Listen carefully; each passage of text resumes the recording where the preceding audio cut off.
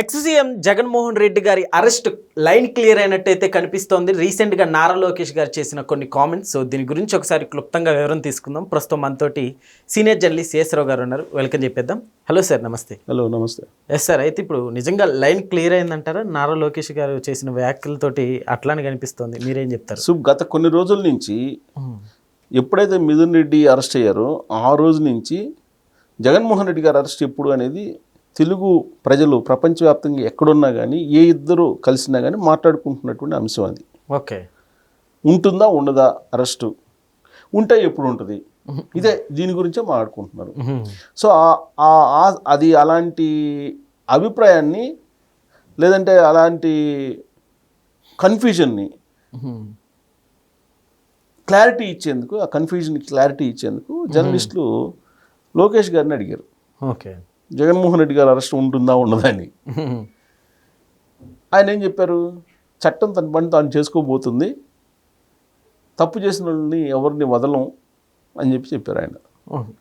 చట్టం తన పని తాను చేసుకోబోతుంది, తప్పు చేసినటువంటి వాళ్ళు అడ్డంగా దొరికినటువంటి వాళ్ళని ఎవరు వదలరు కదా అని అన్నారు. అంటే దాని అర్థం ఏంటి? అరెస్టు ఖచ్చితంగా ఉండే అవకాశం ఉంది అనేటువంటి సెన్స్ అయితే వస్తుందిగా. సో లోకేష్ గారు చెప్పిన దాన్ని బేస్ చేసుకొని జగన్మోహన్ రెడ్డి గారు అరెస్ట్ కాబోతున్నారు అనేటువంటిది బాగా ప్రచారం జరుగుతుంది. సార్, ఒకవేళ దానికి ఆన్సర్ వేరేలా ఇచ్చినట్టయితే ఇట్లా అనిపించేది కాదేమో కదా. ఆన్సర్ వేరేలా ఇచ్చినట్టయితే కనుక అరెస్ట్ ఉండకపోవచ్చు అని చెప్పి అనుకోవచ్చు. కానీ తప్పు చేసినటువంటి వాళ్ళు, చట్టానికి దొరికినటువంటి వాళ్ళు తప్పించుకోలేరు అన్నారు కదా. ఇప్పుడు చట్ట ప్రకారం అన్నీ చేస్తున్నారు కదా. ఇప్పుడు సిట్ ఏం చేస్తుంది? సిట్ ఏమీ తొందరపట్టలేదు. ఈ కేసుకు సంబంధించి సంవత్సరం పైన అయింది. సంవత్సరం నుంచి విచారిస్తుంది. ఎలా విచారిస్తుంది? చాలా సైంటిఫిక్గా విచారిస్తుంది. ఇంతకుముందు ఏ కేసులు కూడా ఇంత పగడ్బందీగా, ఇంత సైంటిఫిక్గా విచారించినటువంటి దాఖలు పెద్దగా లేవు. కానీ ఈసారి సిట్ ఏం చేస్తుంది? అసలు వైఎస్ఆర్ కాంగ్రెస్ పార్టీకి సంబంధించి లిక్కర్ బ్యాచ్ ఊహించినటువంటి విధంగా వాళ్ళు డేటాని రీట్రీట్ చేశారు. డేటాని రీట్రీట్ చేసి ఆధారాల్ని ప్రొడ్యూస్ చేసి ఛార్జ్షీట్ వేశారు కదా. సో అందుకని చాలా సాంకేతికపరమైనటువంటి అంశాల్లోకి లోతుగా వెళ్ళి ఈ కేసును విచారిస్తున్నారు. అందుకే అడ్డంగా దొరికిపోతున్నారు. ఇప్పుడు 11 కోట్లు దొరికినాయి, అది మావి కాదు అని అన్నారు కదా.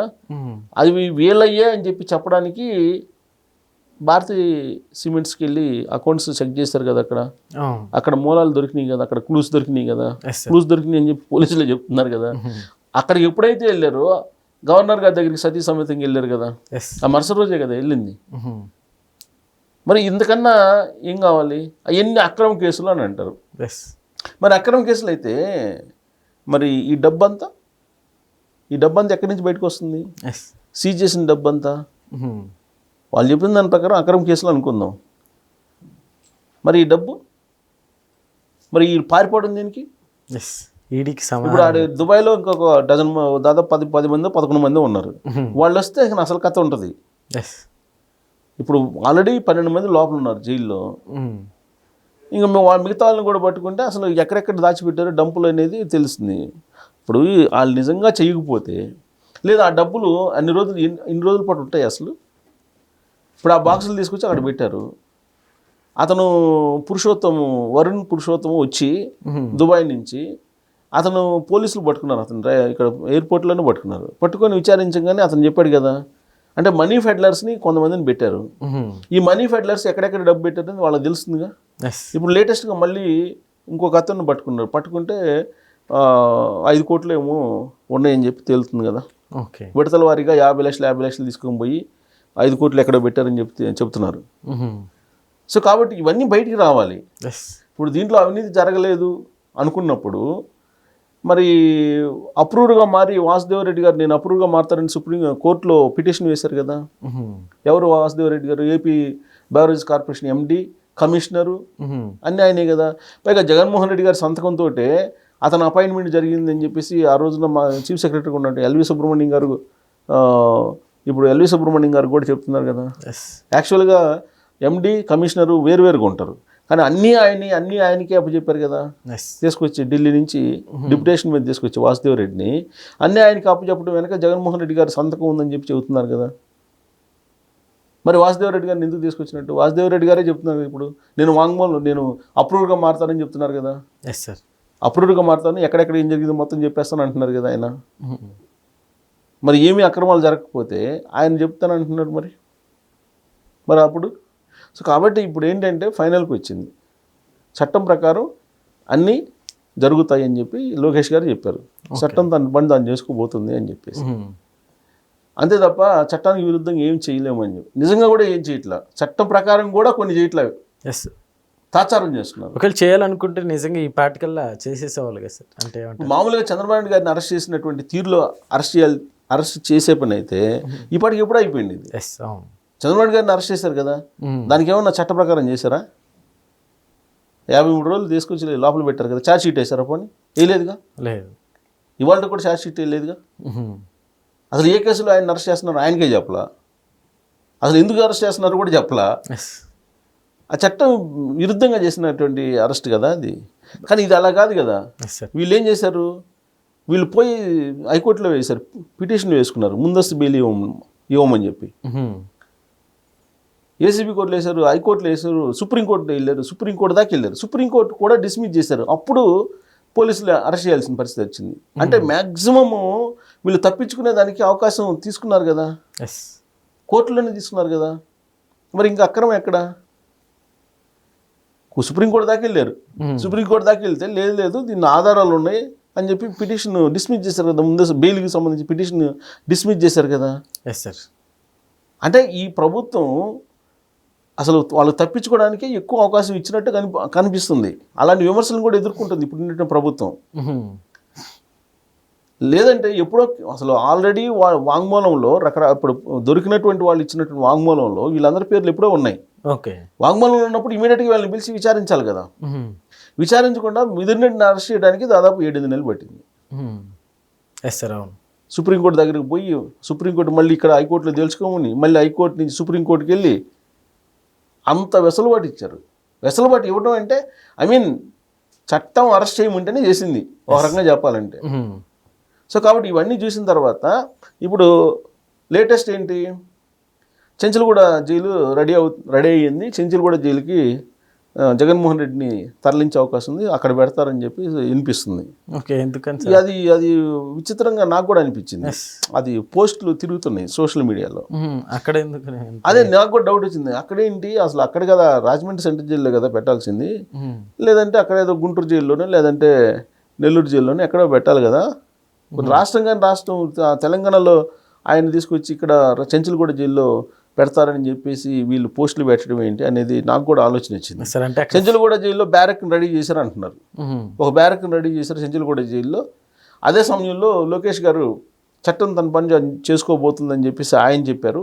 సో ఈ రెండు కోయిన్సైడ్ కాబట్టి జగన్మోహన్ రెడ్డి గారు అరెస్ట్ ఖాయం, చెంచల్గూడ తరలిస్తారు అని చెప్పేసి అంటున్నారు. బహుశా రాష్ట్రంలో శాంతి భద్రతలో సమస్య అంటే ఆయన అరెస్ట్ చేస్తే ఏదన్నా వైఎస్ఆర్ కాంగ్రెస్ పార్టీ వాళ్ళు ఒకవేళ ఏదన్నా హడావుడి చేస్తారేమో అనేటువంటి ఉద్దేశంతో ఆయన్ని చెంచల్గూడ జైలుకి ఏమన్నా తరలిస్తారా కోర్టు ఆదేశం ప్రకారం అనేది కూడా వినిపిస్తుంది. అంత పెద్ద లీడర్ చంద్రబాబు నాయుడిని చేస్తే ఇప్పుడు ఈయన చేస్తే అసలుకి అంత విధ్వంసం ఎందుకు జరిగిద్ది అంటే ఏం చెప్తారు? అంటే ఎందుకు జరిగిద్ది అని అంటే ఇప్పుడు మనం చూసాం ఈ మధ్యకాలంలో ఆయన బంగారుపాలెం వెళ్ళారు. ఇది తోతాపురి మామిడికి సంబంధించి అక్కడ జరిగిన హడావుడి చేసాం. తర్వాత ఇక్కడ నర్సరావుపేటలో వెళ్తూ కాన్వాయ్లో ఒక అతన్ని ఎక్కించుకొని వెళ్ళిపోయారు. నిజంగానే అప్పుడు 3 చనిపోయారు ఆ రోజున. సో ఇలాంటివన్నీ కొన్ని సంఘటనలు జరుగుతున్నాయి కదా. సో దాంతో ఒకవేళ అంటే జరగదు, బట్ మరి అంటే అసలు అది నిజమా అబద్ధం అనేది క్లారిటీ కూడా నాకు కూడా డౌట్ వచ్చింది. అసలు ఆ పోస్ట్ చూసిన తర్వాత చెంచల్గూడ జైలులో బ్యారక్ రెడీ అవుతుంది అని అంటే నాకు కూడా డౌట్ వచ్చింది, ఇక్కడ ఎందుకు రెడీ అవుతుందని. ఆల్రెడీ పాత కేసులు ఉన్నాయి, ఆ పాత కేసుల్లో ఆయన చెంచల్గూడ జైల్లోనే ఉన్నారు, ఇది 16 నెలల పాటు. ఓకే, మరి పాత కేసులు ఉన్నాయి కాబట్టి ఆ కేసులు ఏమన్నా బెయిల్ రద్దు చేస్తారా ఆ కేసుల్లో, అందుకు చెంచల్గూడ జైలు ఏమన్నా అంటున్నారా అనేది కూడా నాకు ఆ పోస్ట్ చూసిన తర్వాత అనుమానం వచ్చింది. ఓకే, అంటే లిక్కర్ కేసు కాకుండా ఇప్పుడు దాని తగ్గట్టు లోకేష్ గారు చట్టం తన పని దాన్ని చేసుకోబోతుందని అంటే ఇప్పుడు ఆల్రెడీ సిబిఐ ఈడీ కేసులు ఉన్నాయి, అవి కూడా విచారణకు వచ్చి ఉన్నాయి. ఇప్పుడు ఆ కేసుల్లో ఏమైనా లేటెస్ట్గా సుప్రీంకోర్టు కూడా ఇంకెన్ని రోజులు వివేకానంద రెడ్డి గారి మర్డర్ కేసు విచారిస్తారనేది కూడా ప్రశ్నించింది కదా. ఎస్ సార్, అవును. అసలు విచారణ చేస్తారా చేయరా అనేది కూడా ప్రశ్నించింది సుప్రీంకోర్టు. 8వ తారీఖు అనుకుంటా ఆగస్టు హియరింగ్ ఉంది వివేకానంద రెడ్డి గారి మర్డర్ కేసు కూడా. సో కాబట్టి ఇవన్నీ పాత కేసులు కూడా ఉన్నాయి. ఆ కేసుల గురించి ఏమైనా ఇక్కడ ఒకవేళ రెడీ చేస్తున్నారా జైల్ని, లేదంటే ఆ లిక్కర్ కేసుకి అయితే ఇక్కడ అవసరం లేదు. లిక్కర్ కేసుకి అయితే యాక్చువల్గా రాజమండ్రి సెంట్రల్ జైల్లో లేదా గుంటూరు జైల్లోనూ ఉంచుతారు. మరి పాత కేసుల్లో ఏమన్నా చట్టం తన పని చేసుకోని బానిస్తున్నారా? ఢిల్లీలో ఉండే బీజేపీ పెద్దలు, జనరల్గా ఢిల్లీలో ఉండే బీజేపీ పెద్దల ఆశీస్సులు ఉన్నాయని కదా ఇప్పుడు అందరూ భావిస్తూ ఉంది. సో కారణం ఏదైనప్పటికీ మొత్తం మీద మరి యాదృచ్ఛికమా లేదంటే అది ఏంటో తెలియదు, కానీ ఇక్కడ సెంచల్గూడ జైలు పోస్టులు, అలాగే లోకేష్ గారు చట్టం తన పని చేసుకోబోతుంది అని జగన్మోహన్ రెడ్డి గారి అరెస్ట్ గురించి ప్రస్తావించడం అనేది ఒకేసారి సోషల్ మీడియాలోకి వచ్చినాయి. సో దాంతో కొంచెం వైరల్ అవుతుంది. సో జగన్మోహన్ రెడ్డి గారి అరెస్ట్ ఉంటుంది అనేటువంటి అభిప్రాయానికి వస్తున్నారు. రీసెంట్ వరకు కూడా ఆయన అరెస్ట్ అవుతారా లేరా, అరెస్ట్ ఏం చేస్తారు, ఈ గవర్నమెంట్ ఎక్కడ చేస్తుంది, ఢిల్లీ పెద్దల ఆశీస్సులు ఉన్నాయి కదా ఆయనకి, ఈ గవర్నమెంట్కి అంత ధైర్యం లేదు, ఇలా మాట్లాడే వాళ్ళు కూడా ఉన్నారు చాలామంది. ఓకే. కాకపోతే లోకేష్ గారు నిన్న మాట్లాడిన తర్వాత నుంచి ఓకే ఏదో ఉంది, ఉండే అవకాశం ఉంది అనేటువంటి భావన కలుగుతుంది. పూర్తి స్థాయిలో ఇప్పటికి కూడా లేదు. ఆయన మాట్లాడిన తర్వాత చట్టం దాని పని దాన్ని చేసుకోబోతుందంటే చట్టం దాని పని దాన్ని చేసుకొని బానిస్తే ఈ పాటికి ఎప్పుడు జైల్లో ఉండేవాళ్ళు కదా, బెయిల్ మీద ఉండరు కదా. సో మరి ఆయన ఏ ఉద్దేశంతో అన్నారు, కానీ ఆయన చేసినట్టు వ్యాఖ్యల్ని ఎవరికి అనుగుణంగా వాళ్ళు భావిస్తూ ఉన్నారు. Okay sir, thank you.